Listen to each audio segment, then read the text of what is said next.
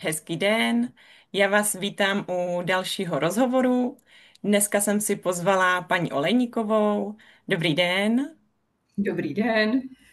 Paní Olejníková je maminka dvouletého Vojtíka a chodili společně ke mně do cvičení na kurz Hýbeme se s Rubáčkem. A mám velkou radost, že se i rozhodli pokračovat. A dneska si tady popovídáme, jak se jim kurz líbil nebo nelíbil, ať to vidíte i trošku z jiné strany. Paní Oleníková, já vás vítám ještě jednou a hned Pěkný den. začnu první otázkou. Proč jste si vybrala zrovna kurz cvičení? Co vás zaujalo nebo proč jste nešli třeba na výtvarku? My jsme nejdřív chodili na jiný kroužek, my jsme chodili na hudebku a v záplavě všech těch kroužků, co jsou okolo, tak je těžko vybrat, ale kamarádka mi právě doporučila, že k vám chodí na Rubáčka, tak jsem se na to podívala a vy jste zrovna měla takové ty cvičné lekce, takové ty mezi kurzy, že se Mhm. tam dalo jít na takovou tu v uvozovkách opičí dráhu a tak.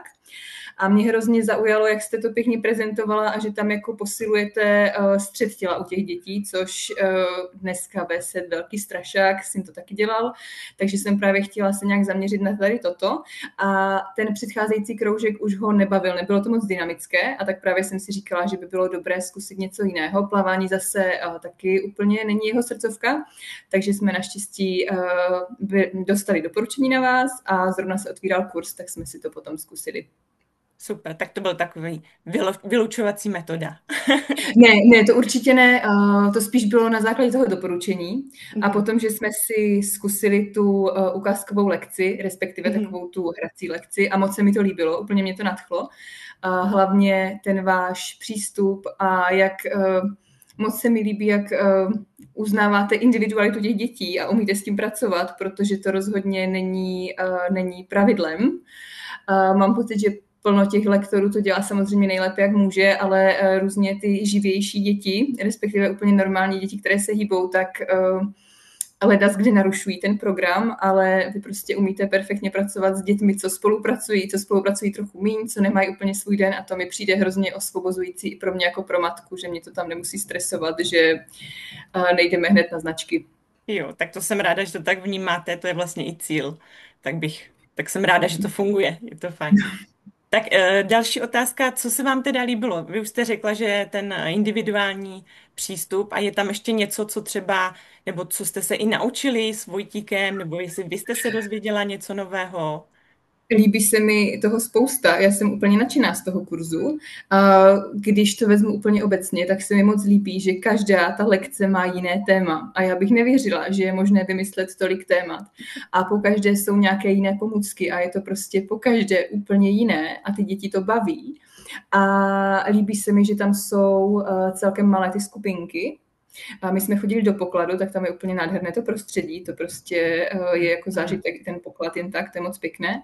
A bylo pro mě i výborné, že vy, jak už máte ty děti v oku, tak jste odhadla, že syn, my jsme nejdřív chodili do kroužku s mladšími dětmi a syn tam úplně jako nebyl komfortní, ale to už byl na tom předcházejícím kroužku, že ho to moc nebavilo, tak jsem si říkala, no tak nevadí, ale vy jste doporučila, ať zkusíme s těmi staršími dětmi a to ho hrozně vytáhlo, že jak už to nebylo tam takové zmatené a on prostě úplně asi si nepotrpí na ty chaotické malé děti, jako je on sám samozřejmě taky malý a chaotický, tak právě ty starší holčičky, co tam s náma chodili, ho hrozně jako potáhli dopředu a to bylo strašně super, že jste nás vlastně takhle pro nás vymyslela řešení, takže to bylo perfektní, to se mi moc líbilo.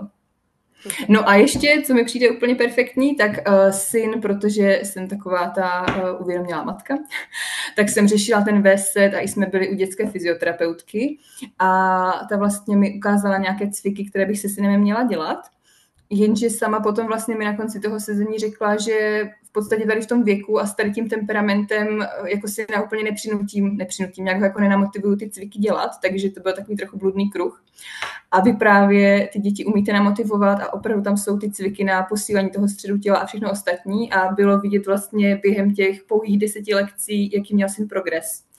Že fakt jako to bylo velmi smysluplně strávený čas na Rubáčkovi. Super, takže jste i poznala nějakou změnu za ten vlastně 3 měsíce, to jsou, že se něco Určitě. změnilo. Jo. Určitě. Já si myslím, že se to sešlo i s nějakým zase tím dalším vývojovým oknem, kdy ty děti tak prostě skáčou, Mhm. ale vždycky právě si myslím, že je fajn ty děti podpořit v tom, co jim jako přirozeně jde a ten rubáček byl prima a právě bylo fajn, že jsme potom některé ty cviky dělali i doma a si na to bavilo. Takže to bylo prostě pěkné. A učí se i nápodobou od těch ostatních dětí, takže to bylo prima. Jo, super. Takže jste věděla i třeba, jak to zapojit doma, že jste si hráli, někde jste tam zapojili nějaký cvik, nebo jo, věděla jste si zhruba Jo, rady, věděla jste co, proč. jo, tak vy tam vždycky na začátku té lekce máte nějakou tu teorii, co je takové Mhm. taky poučné a je dobré si to říct a uvědomit a zvědomit. Takže to bylo fajn a potom, když byla nějaká příležitost, tak jsme to začlenili, anebo si třeba sám chtěl dělat trakář a tak, takže Mhm. se mu to Super. líbilo. Jo, ono někdy se to nezdá, ale maminky chodí a říkají, ty jo, tady nic neděláme, pak přijdeme domů a všechno to musíme opakovat a dělat a tak, takže. No a to je úplně, jakože úplně pro mě neuvěřitelné, že my předtím, jak jsme chodili na ten kroužek, tak syn teda tam jako byl, ale nějak se tam úplně nezapojoval, že by si doma zpíval ty písničky a tady snad po druhé lekci už doma začal prostě říkat sám od sebe nějaké ty básničky, co jsem si ani já nepamatovala, takže to fakt jako bylo dobrý, moc se mu to líbilo. Super, tak to mám radost. Perfektní.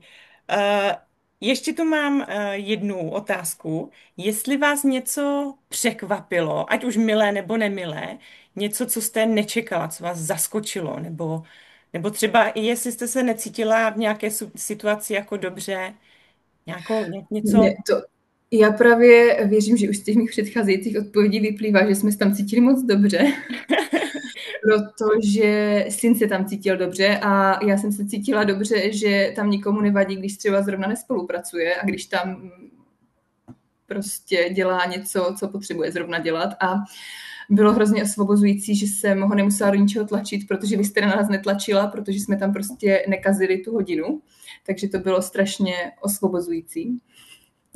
A moc se mi to líbilo a strašně bych chtěla, aby i v nějakých prostě dalších potom, ne třeba kroužcích, ale i ve škole, kdyby k němu byl takový přístup, tak to by se mi opravdu líbilo. Takže mě velmi milé překvapil, potěšil váš respektující a laskavý přístup k dětem. To bylo fakt jako prima. Super, tak to mám radost. Jo, já myslím, že každý objevuje prostě svým tempem a ono možná se zdá, že třeba nespolupracují, ale oni to tam někde jako v dálce vnímají, akorát jako po svém, když to tak řeknu. Přesně tak. A každý potřebuje nějaký svůj čas na tu aklimatizaci a na zvyknutí si v tom novém prostředí a skupině. Tak. Takže je fajn na ty děti netlačit. No, jako každý je jiný, ale můj syn rozhodně potřebuje trochu a prostoru na adaptaci. Já myslím, že v té druhé skupince se úplně zapojil perfektně hnedka myslím, že to byla druhá lekce, že? Nebo možná třetí, ale úplně krásně se zapojil. Tak poslední otázka, ať to není zase moc dlouhé, ať tady neumoříme maminky. Eh, Komu byste kurz doporučila, jestli teda vůbec? Ale tak doufám, že podle odpovědí, jo?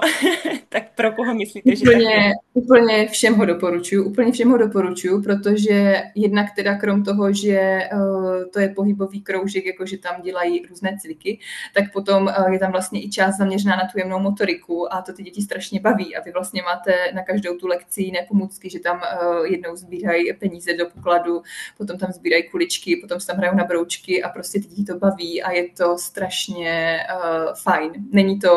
Neopakuje se to, je to po každé jiné.